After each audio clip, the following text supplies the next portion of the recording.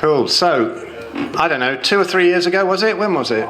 Milton Keynes. 3 years ago, yeah. 3 years ago. I went down there to play a gig with the Daz band. We didn't have a lead guitarist, and believe me, you don't want to hear Darren playing solos. It was probably the worst gig we've ever done, but it was the saving grace was hearing Nickita talk about natural childbirth. And she was so brilliant, absolutely riveting. We had to get her straight on the podcast. She's become a really good friend since. She's also a great musician. And if we can get it together, we're going to play one of her songs after this. But Nickita Starck, she's amazing. Thank you, Phil. Thank you for that lovely introduction. Good afternoon, everyone. Thank you very much for listening. My name is Nickita Starck, and I am founder of When Push Comes to Shove. I'm going to be talking to you today about healing trauma. And you're going to hear an unexpected twist. I will be talking about childbirth. And I urge you, if you think this doesn't apply to you because you'll be on the age of having children or you're a man, please just take a moment to center yourself and listen to this, because every single one of you here has been born and you will all know someone who's going to have a baby. And the reason we need to talk about birth, if we want to heal, is because I truly believe peace on earth begins at birth. And if we can get it right from birth, from pregnancy, we're on a win. We have to understand how the system gets you right before your first breath. And I want to make a caveat here. I am going to talk about problems in the maternity system, and any system for that matter. But what we really have to focus on, I'm a true believer and don't criticize, create. We can't, in the freedom movement, we cannot resolve a problem from the same level of energy that created it. If we're in resistance and we're in fear, you're going to cause more of a collective consciousness of fear, which created the problem we are all here defending against in the first place. The only solution to all the problems we see before us, and at risk of sounding like an utter hippie, is love. And we can't love one another unless we love ourselves, unless we can forgive ourselves from our own trauma. And I'm here to say, your trauma from your childhood or from any life situation, it is not your fault, but it is your responsibility. You have to start going within. And if you don't go within, you will go without. So I'm here today to talk about this, but let's start with birth, because this is critical. How many of you in the room have either experienced or heard of a traumatic childbirth? That's a lot. And why do you think that is? Do you think birth is inherently dangerous? Do shout out. So why does birth go wrong? Do you know, I mean, if you Googled this, you would see a different statistic. But in the UK, we are approaching a 50% caesarean section rate. So by default, that means 1 in 2 humans need an operation to be born. Is that right? And it's very strange, because within the freedom movement, we're very, very aware of taking responsibility and empowering our own health. But childbirth is something that's left to the side, and we still hand it over. We still hand it over to the system. Why do you think that is? I want you to just take a journey with me from conception, okay? And I want you to ask questions in your head. And I want you to ask yourself, is this inside stuff or outside stuff? And what I mean by that, we have evolved to need external validation, external salvation. The answers are always out there. That guy's got the answer. This person's got the answer. I need this gadget. I need this. And I've heard Phil talking about it earlier. We can't ever be present. And we have lost, as women, especially in this topic, we have lost our connection with our divine feminine wisdom. And the presence of intelligence without wisdom is dangerous. So I want to invite you to think, when I'm talking, I'll ask you along the way, is this inside stuff or outside stuff? How do we find out we're pregnant? Shout out the answer. How does a woman in 2024 find out she's having a baby? We on a stick. I like your answer. We on a stick. Is that inside stuff or outside stuff? It's outside stuff. So then you book into the midwife, and she will say, right, have you got this disease, that disease? Do you smoke? What do you eat? Blah, blah, blah. Tick box exercise. And then you hand it over to a professional. Is that inside stuff or outside stuff? Outside stuff. And then you've got to go for a scan. Now, this one's a bit of an oxymoron, considering that looks inside you. But the scan will confirm if there are any problems or not. Is that inside stuff or outside stuff? Right. And then we'll get towards the end of our pregnancy. And before that point, by the way, you are going to be surrounded by fear. Whether you decide you're going to have a home birth or a hospital birth, you're going to breastfeed or bottle feed, you're going to be judged. And you're going to have people putting their 2 cents in, oh, you shouldn't do that, that's dangerous. My experience was this. I had an awful time. I got ripped from fanny to bum. You don't want that. You're going to have a C-section. Fear. Fear, fear, fear. So you're already in survival mode. When did you learn about birth education? When you're bloody pregnant.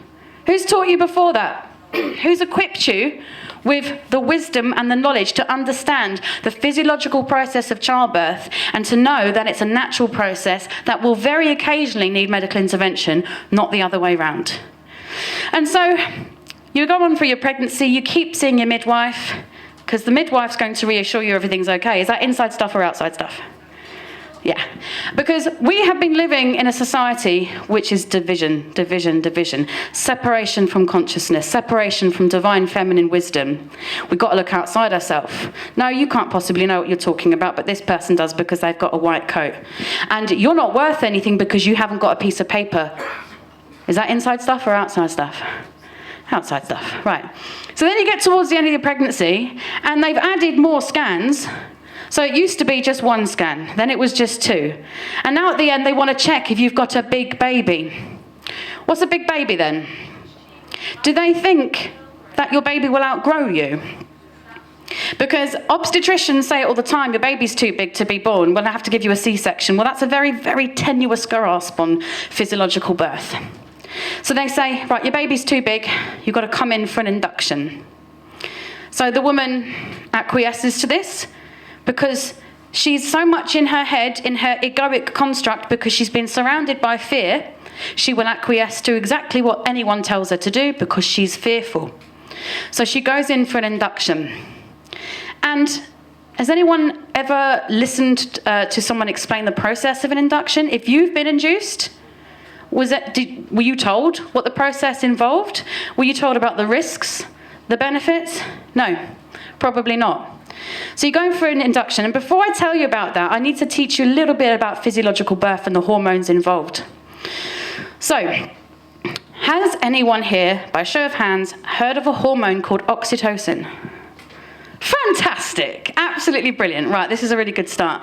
So for those of you who don't know, oxytocin is a love hormone, and we release it when we make our babies. When you have sex, you release oxytocin. It puts you into this beautiful bubble of euphoria, and it makes you in the present moment. Our babies are made in love, and they should be born in love. But instead, our babies are born into a sea of adrenaline and cortisol because of this. Now, I need to say one thing before I tell you about the induction process.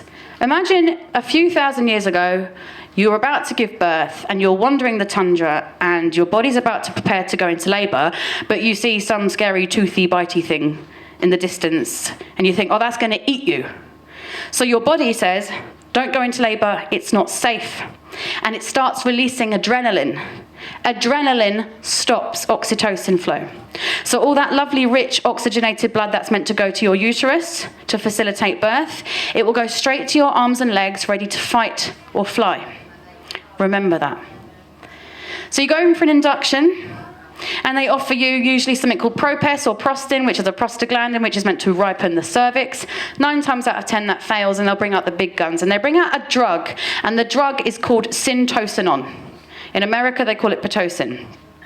Syntocinon is a synthetic form of oxytocin. It does not work like natural oxytocin. It doesn't reach your brain. It doesn't put you into that beautiful birth bubble. But what it does do is smash your uterus over and over and over again with very strong contractions. Now, you're finding this very painful because your body hasn't got a nice gradual build-up of these contractions, of the natural contractions. So, understandably, a woman will ask for an epidural. Now, when they ask for the epidural, women are seldom told what's in it. Does anyone here know what's in an epidural? It's 50% bupivacaine and 50% fentanyl. Fentanyl is in an epidural. So they give you the epidural, and it renders you on your back. Now, why would you give birth laying on your back? Would you go for a poo laying down, anyone? Because that wouldn't feel comfortable to me. But women are put in the most unnatural position. They can't use gravity. If you watch a woman labour naturally, she will squat, she will stand up, she'll get on all fours, but they're put on their back, so gravity can't bring down the baby, and they can't open their pelvis. If you are laying on your back giving birth, your pelvic outlet decreases by 30%. That's an insane amount of room that could be used to help bring that baby down. So anyway, you've got the epidural. You can't feel the extra pain of the awful contractions because the epidural is numbing you. But unfortunately, because you're laying on your back, your labour slows down. So they up the syntocinon. And then the epidural wears off, so they up the epidural. And so it goes. But unfortunately, even though you're not feeling the extra pain, because your uterus is being hyperstimulated, what happens is oxygen flow to the placenta is compromised. And all of a sudden, baby will go into distress.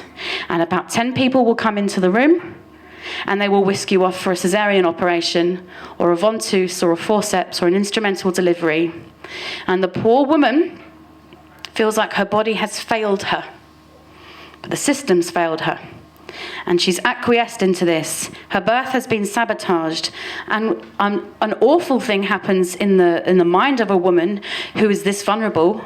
She almost develops a type of Stockholm syndrome. She thanks her captor. Oh, if I wasn't here, that would have been awful. Something awful would have happened. If you weren't there, they couldn't have started that process in the first place. Now, this might trigger a lot of women who have experienced this, because I'm betting quite a lot of women have gone through that exact birth scenario. But I'm here, instead of to trigger, to glimmer. Yes, you have been sabotaged, and you didn't know better. You are as informed as the information you have in front of you. Now, what's so bizarre in childbirth? We don't research it because we think it's taken care of. The midwives, the obstetricians, they've got this. But when we get married, we will research about the wedding venue. We will research about the dress. We will research about the makeup. It's the only thing that happens to a woman where women don't go, actually, no, I don't want that. Would you go into a salon and say, can I have a fringe, please? And they go, no, we only do blue rinses here. You don't go, okay. You go somewhere else. But in childbirth, we play small. We're handmaidens. Do you know what I mean by handmaidens? Women are, in an evolutional sense, agreeable. We acquiesce to things we don't want to do. We have become handmaidens. Now, I teach traditional childbirth keeping. So you can train with me to become a natural birth practitioner. And in one of the modules we teach, I have to show a horrible, horrible video. And it's a very common video. It's a very common birth scenario. There's a woman lying on her back with her legs in stirrups, and a male obstetrician between her legs. And she's got a nurse on one side of her and her mother on the other, who are also handmaidens. And she's about to push, and the doctor says, nope, I'm going to have to cut you. And she says, what? You haven't even given me a chance. And he reacts straight away. So his core wound, clearly of not being good enough, has been triggered by her. And he starts to go into attack mode. Your vagina is this big, your baby's head is this big. You're not a doctor. Shall I leave you to it? Shall I leave you on your own? You're going to have to listen to me. She's got the nurse on one side saying, it's okay, just listen to what the doctor says. Her mother going, don't backchat the doctor, let him do it. And she is hearing, I have absolutely no say in what's happening to my body. And the doctor proceeds to take a pair of scissors and cut her perineum 7 times. 7 times. Grabs the baby's jaw, drags the baby out of her, holds him upside down, and starts sucking nothing out of him. Babies don't need suction. And the mother is sitting there kind of bewildered, and her mother is like, yay! What's just happened there?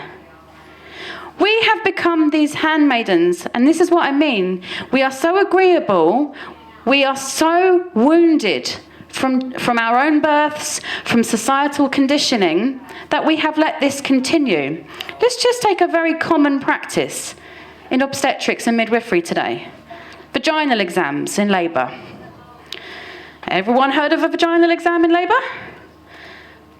Shout out if you know the answer. Why? Why do we have them? Anyone know? Okay, dilation. Why do we need to know that? Yeah, well, that's what... So this lady has said we need to know dilation, and that's her guess. That's what the midwives say. We need to know how dilated you are. Why? Why? Because unless your cervix is a crystal ball, all you're going to do is introduce the potential of infection, and a woman, especially a woman who's been abused, is going to go into fight or flight, and that cervix is going to close back up. If you are frightened, you are going to release adrenaline. Adrenaline stops oxytocin.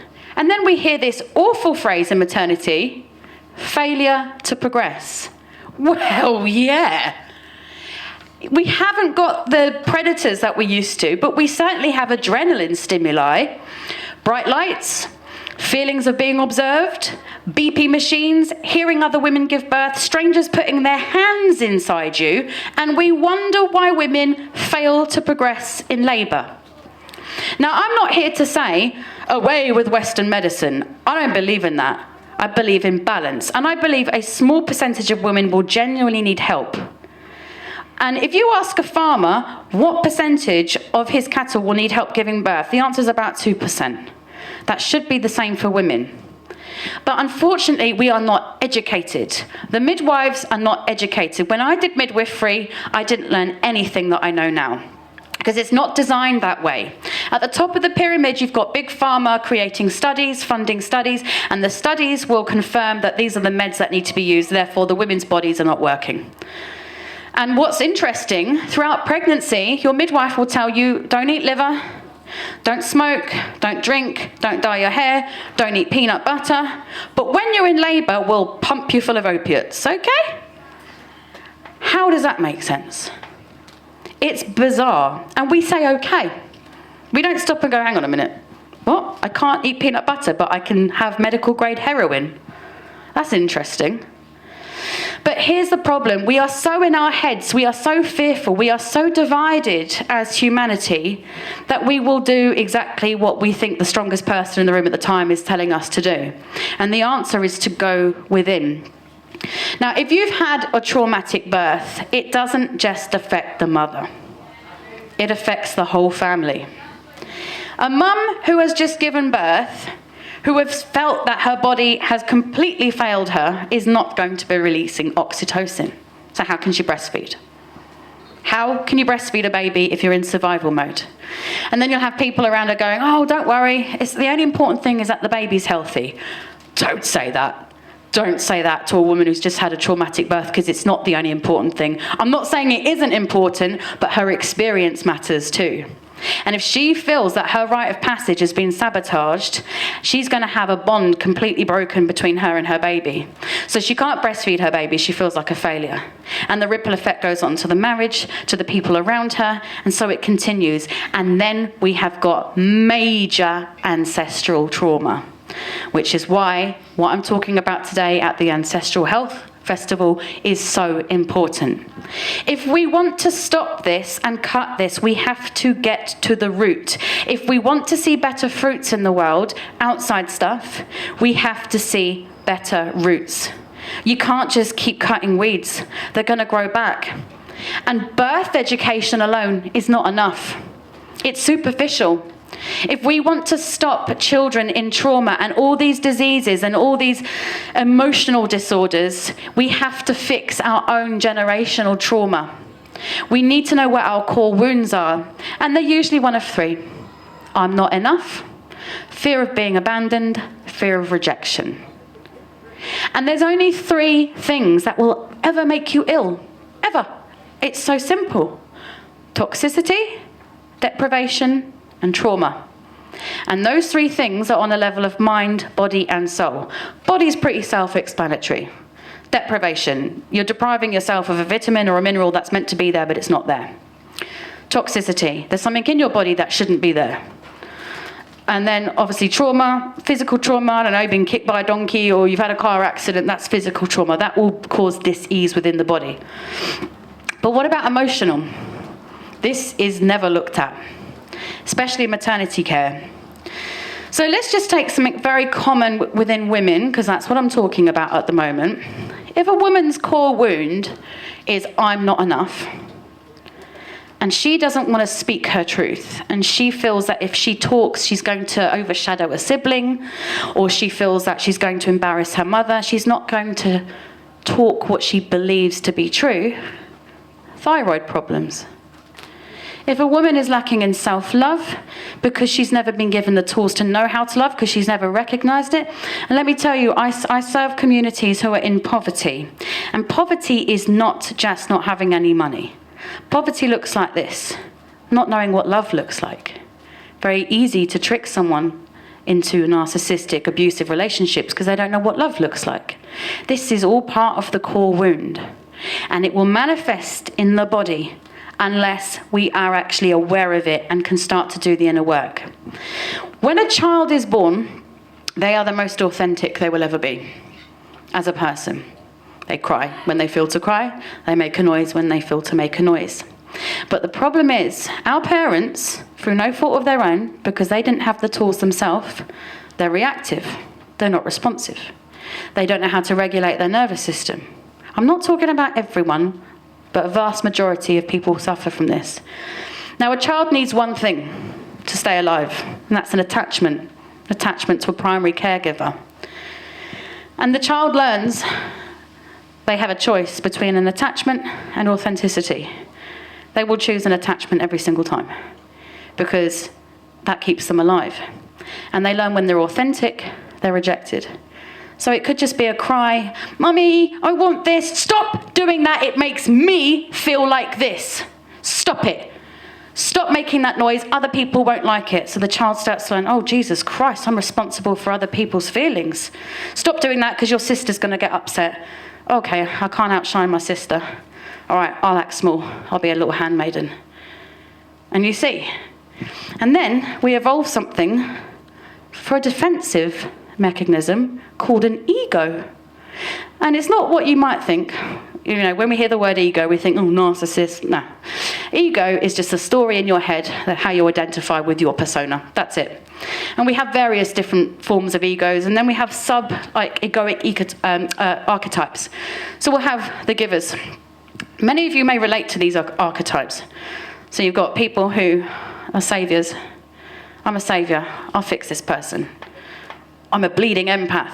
I feel your pain. Yeah, I'm sure you do, because you don't want to go underneath and feel your wound. And then we've got the takers. So we've got helicopters. And the helicopter archetype is, you all know someone like this. They're always buzzing around making sure that you're doing exactly what they want, because otherwise they can't be still.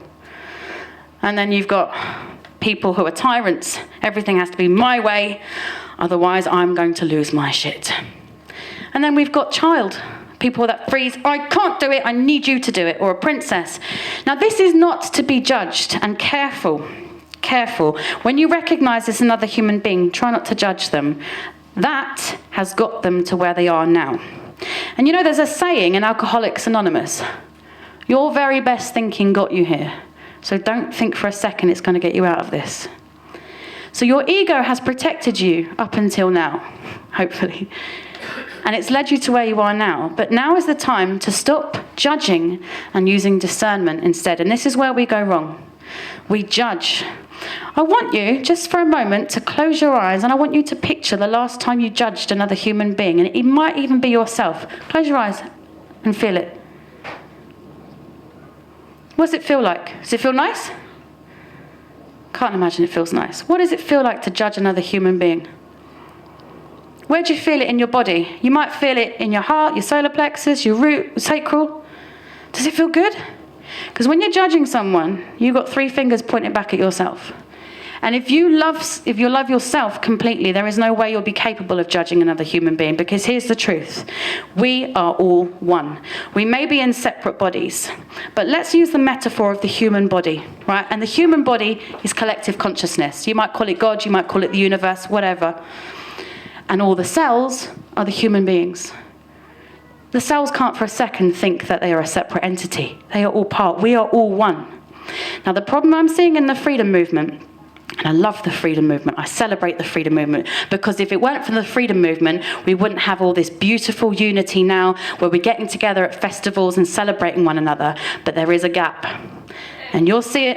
Thank you very much. There is a gap, and you'll see it on social media when you'll hear this. Fucking sheeple. They're still wearing a mask. They're still eating veg. They're still doing this. That doesn't feel nice, does it? You're trying to fix a problem from the same level of energy that created it. We need to unify. And it doesn't matter where people are on their journey. If you saw a toddler fall over right now, would you go, oh, idiot? He doesn't know how to walk. He's not there yet. And we don't all have to be on the same path, on the same journey. But you are all here for one reason, and that's to love. When a wound occurs, platelets come together to fix it, to heal it. Unity. This is where we need to be. But we can't do it unless we feel safe to do the healing, to love ourselves completely. Love is always the answer. And you might come across your journey real horrible challenges and you think, oh my God. Like if you're in, I was talking about the egoic archetypes. Oh, I'm in victim mode. Oh, typical, this has happened to me again. Oh, I didn't have the boss that let me. My mum didn't let me do this. My partner didn't let me do that. You're in victim mode. I'm not excusing people who are actually victims of, a trauma. I'm talking about a victim consciousness. Now, if you're ready to let go of that and to start taking responsibility and to go within and play your part in unifying the world instead of more cognitive dissonance and separation, love is the only way forward. Now, when you come into a problem and you see a circumstance that makes you feel uncomfortable or triggered, that is a learning opportunity. All the universe is saying is, excuse me, you haven't healed that wound yet. That's all that's happening. And I want you, next time you go to judge someone, let's say you see someone in a mask, just notice where in your body you're feeling it. Does it feel lovely?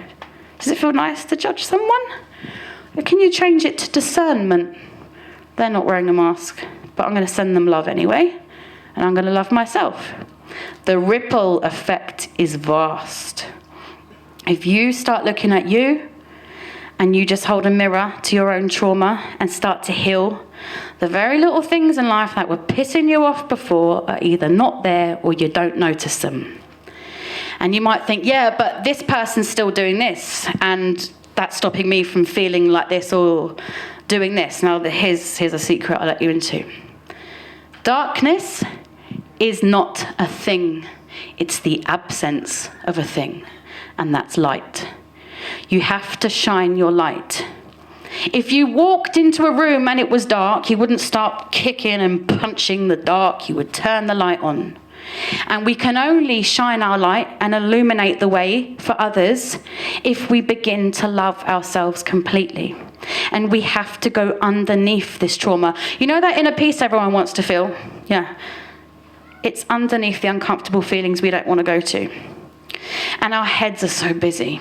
our heads are just monkey mind, a million miles per hour. Yeah, but this, but you're not good enough. And who are you to do this? And who are you to do that? Who are you not to do that?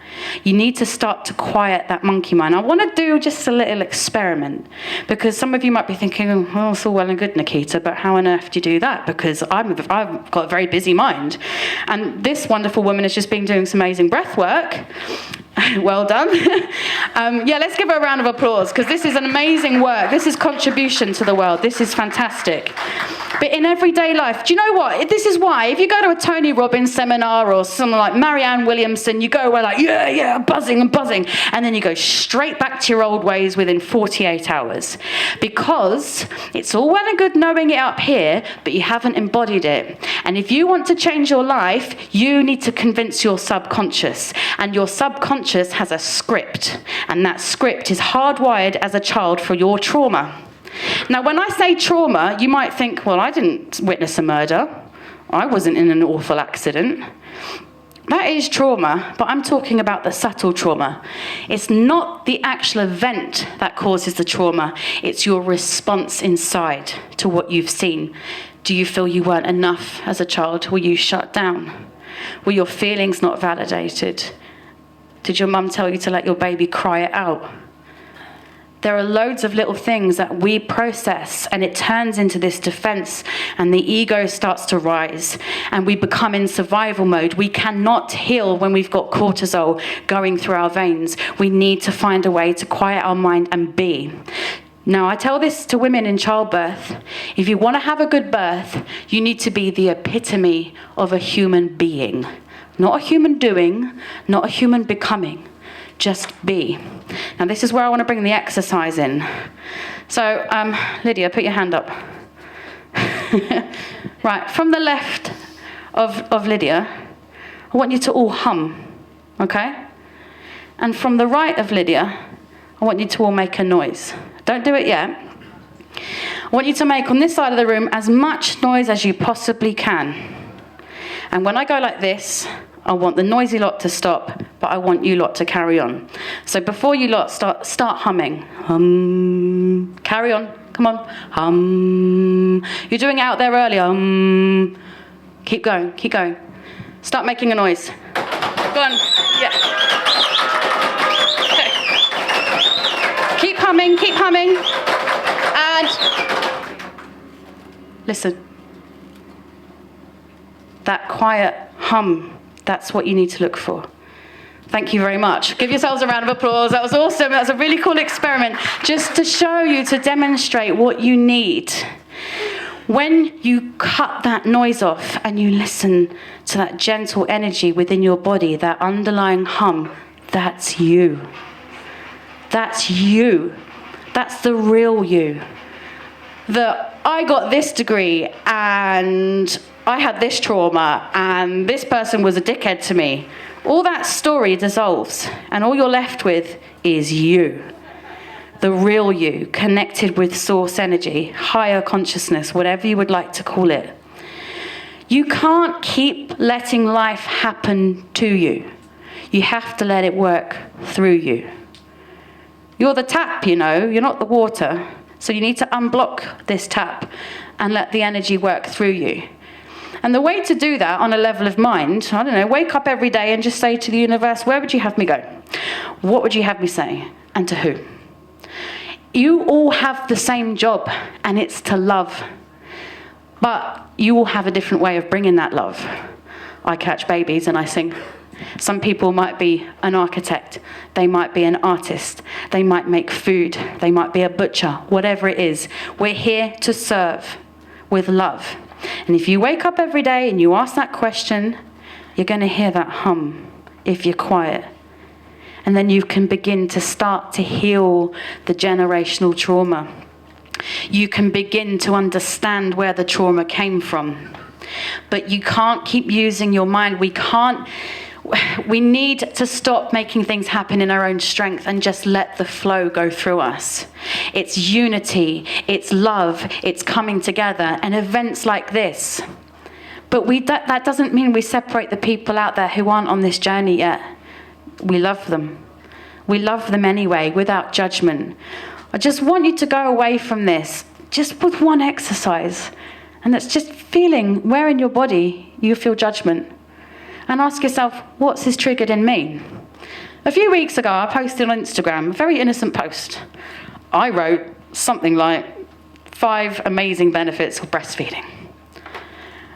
And at the first, I was like, well, that can't possibly piss off anyone. Wrong.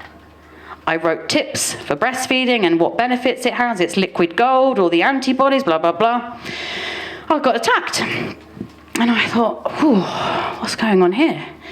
And one woman said, you're shaming me for bottle feeding. And I thought, I don't think so. And I tried to gently invite her to say, well, what has triggered something in you? Because the truth is, and I didn't say it, I was much more tactful. I said, look, if what you're doing is correct for your child and correct for you, why does what I have to say make any difference? Because if I said to you right now, you don't have hands, you'd think I'm mental. Because you know you've got hands. But when we're triggered, there is some part of us that is being activated, our core wound. And we're like, So you either re-evaluate your values, or it cements. But you know what social media is like? I opened it about 20 minutes before I came on here, and I instantly got anxious, and I thought, oh God, no, I'm not into this today. If you see a post on social media you don't like, do you know what you can do? Scroll past. And if it triggers you, that's brilliant. Invite yourself to ask, is there any truth in this? Because if there isn't, why have I been so pissed off? You know, if it's not true, why is it affecting you? And this is a great invitation to start doing the inner work. Yeah, social media is one thing. You might get it from your own family. You know, there's a great saying by Eckhart Tolle. And he says, if you think you're enlightened, go and spend time with your family. And it's really easy to act enlightened when everyone around you is behaving exactly as you want. But the trick is to go in flow state when even if chaos ensues around you, to choose love instead, and to choose to heal, and to choose not to hurt someone else. Now, the truth is, you know, if you think you're a separate wave in the ocean's a really bloody scary place. But if you know you are the ocean and you're part of it, just let it carry you downstream. Now, if you're thinking to yourself right now, okay, yeah, I really want to get there, but I have no idea, please come and talk to me afterwards. There are lots of modalities to help you. But as I'm going to go back to the judgment for a minute, I want you to notice where in your body you're feeling the judgment or fear. Now, it might be heart. It might be your solar plexus. It might even be up here in your crown chakra. I also want you to notice where you store your physical pain and trauma. Because a lot of women and men, you've got mother wound and you weren't enough, you'll store it right down here in your root chakra. And do you know how that shows up? IBS, polycystic ovaries, colitis. And if you're really depriving yourself of love, breast cancer, heart conditions. If you're really angry and you have not released that anger, liver. You need to listen to your body. It is so literal. And of course, we know that if you deprive yourself of anything that you need, or there's toxicity in your body on the level of body, you can heal. You can eat the correct foods and you can find whatever vitamins and minerals that are good for you. But there's a reason people can eat. You know, you hear it all the time, I've never smoked in my life and I've eaten really well and I'm really ill. Yeah, because you're not listening to your body's cues. If you don't address the emotional trauma, it's going to manifest. And if you don't listen, it's going to go, right, now are you listening? I'll give you a bit of a migraine. Now are you listening? I'll give you a stroke. We have to go within, or we will go without. Now, remember what I was talking about at the beginning? Inside stuff, outside stuff. The only way you're going to reach your full potential and operate in the zone of genius. You can operate in the zone of excellence. And in the zone of excellence, you can get there by mind and sheer will and force. And you hear that, oh, he's a go-getter. He's also knackered and knackered heart, I'm sure. But if you want to get into the genius zone, you need to listen to where you're meant to be going, how you're going to serve the world. I'm going to tell you a little parable because it's relevant to the inside and the outside stuff. Right, there was a manky little pheasant, and he was in a farmyard. And he was looking longingly up at the top of a tree. He's like, I want to sit at the top of that tree. And a bull comes past, and he says to the pheasant, if you want to sit on the top of that tree, all you've got to do is eat my poo. And the pheasant is like, what? That's disgusting. I'm not doing that. And the bull insisted, no, eat the poo. You'll see. You'll get to the next branch tomorrow, and so it'll go on. And the pheasant thought, what have I got to lose? So he does. He eats the bull's poo, and he gets to one branch. He's like, oh, this is working. And he keeps on eating it, and by the end of the week, he's up to the top of the tree. Woo, how exciting. Until the next day, the farmer comes out, and he sits on the deck on his little rocking chair, and he looks up, and he sees a manky old pheasant, and he takes out his shotgun, kills him. The moral of the story is, bullshit might get you to the top, but it ain't gonna fucking keep you there. So please remember, inside stuff. If you're triggered, look within. What can you feel? What is under the trauma? What story is it telling you? Have you been a victim again? Oh my God, I've just been robbed, or this person has screwed me over again. Why is it happening to you? Why you? What's your script? What is your script? What are you holding on to? You need to change the download within you. You need to change that internal script if you want to change. And if you want to spread ripples of love. We're going into like a resistance mode at the moment. Now, the good thing about 2020 and everything that went on there, it is forcing people so far outside themselves that they've been looking for external salvation and external sort of validation that at one point we're going to hit a brick wall and we will have no choice but to go inside. But I'm giving you an opportunity to do that before you get to that point. And you need to see what scripts you are carrying around with you from childhood. Am I no good? Am I going to be rejected? And you just think of your childhood scripts and see it taking form in your life. You change the scripts, you change your roots, you will see different fruits. We need to put down the baggage and start afresh. And I'm going to finish this talk and leave you with one last parable, because I think it's lovely. So there were two Buddhist monks, and they were on a pilgrimage. And they came to a body of water, and there was a beautiful young lady. And she said, can one of you help me? I don't know how to swim. And the younger monk said, sure, climb on my shoulders. I'll take you across the water. So they go across this body of water. The young monk puts this beautiful woman down, and they carry on. Now, about 4 hours later, the older monk is noticeably pissed off and irked, and he's grimacing and irked, and he says to him, right, I'm going to have to say something. You're meant to be celibate. What do you think you're doing? You carried that woman across your shoulders. That is entirely inappropriate. You can't do that. To which the younger monk replied, I put her down 4 hours ago. You're still carrying her. The point of the story is we don't even realize on a subconscious level the stuff we are carrying around. But just take a moment to feel your everyday energy. What do you feel? You feel resistance?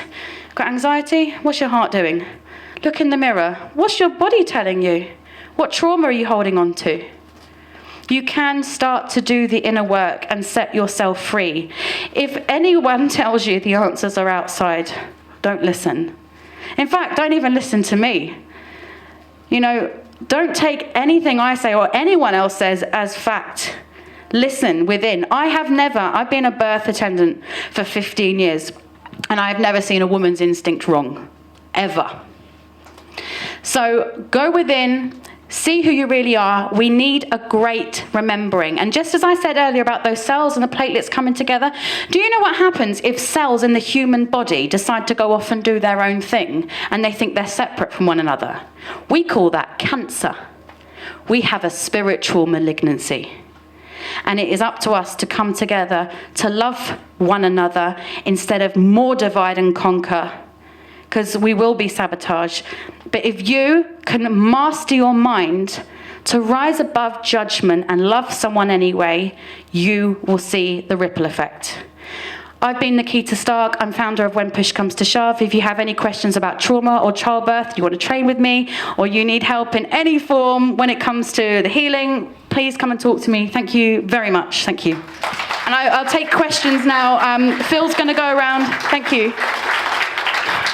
Phil's got the mic. If anyone has any questions, please shout them out. Thank you.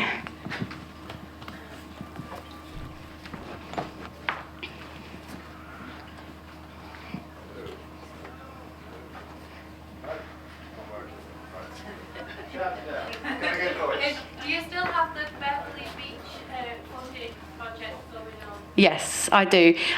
So Rachel just asked about the Beverley Beech Project of when push comes to shove. So let me just explain. Beverley Beech was my mentor. She was a huge part of my life. She taught me everything I know about human rights in pregnancy. And she wrote a book called Am I Allowed? She was chair of AIMS for 40 years. Every woman who's pregnant should have the book, Am I Allowed? But Beverley died last February, and she left the book to me. She asked me to write the 5th edition, and she said all proceeds will go to When Push Comes to Shove, which I was completely honoured, humbled by. But what I've done, instead of it going to When Push Comes to Shove, I'm just getting a CIC going called the Beverley Beech Project. So that means any low-income families who want continuity of care through their pregnancy but they can't afford it, we will pay for them to do it. It's been used lots of times already because, you know, when people think an independent birth practitioner, they think thousands of pounds. And yeah, it is. But the other thing, so if you trained with me and I got you work, I would ask you to donate 10% of your fee back to When Push Comes to Shove. So it's in the Beverley Beech Project pot.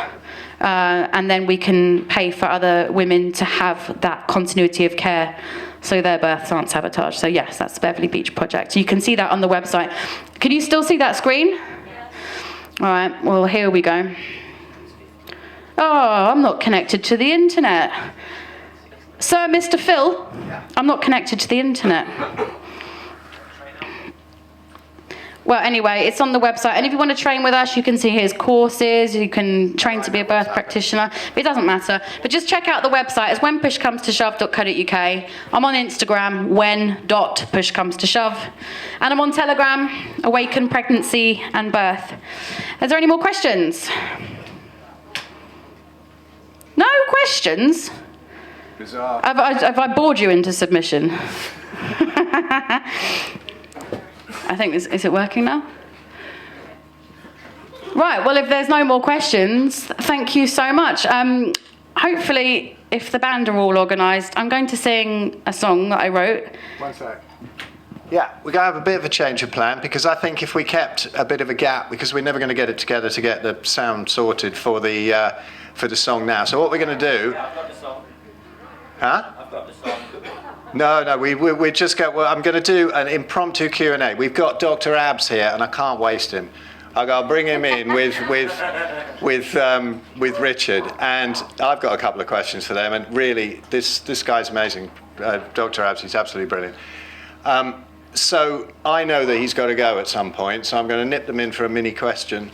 Woody is not here anyway to play, so we're going to shift the song up to the before the Daz thing, and then we can keep the music all in one. And Daz isn't here either, so I'm kind of glad because I don't want to waste Dr. Abs. Honestly, stay around because he's brilliant. And Nickita, thank you so much. I just love those talks. It's proper stuff.